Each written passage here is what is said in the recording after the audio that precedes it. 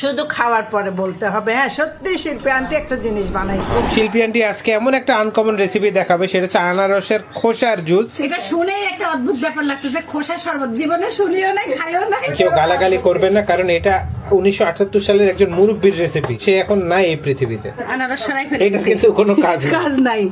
এই যে খোসাটাকে ভালো করে ধুয়ে দিচ্ছি। এখন এটা যতক্ষণ বলক উঠে ঘ্রাণ আসবে আনারসে, তখন এটাকে অফ করে দিই। ঘ্রাণ আসা শুরু হয়ে গেছে, 15-20 মিনিটের মতো ফোটানো হয়েছে। এখন আমরা চুলা বন্ধ করে দিয়ে ঠান্ডা হতে দিব। আনারসের ছিলকা ঠান্ডা হওয়ার পর সুন্দর একটা হলুদ কালার ছড়াই গেছে।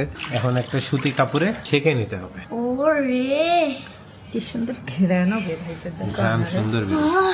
প্রথমে চিনি, লেবু, এবার পরিমাণ মতো বরফ, এবার জুস। কি সুন্দর কালার চলে আসছে।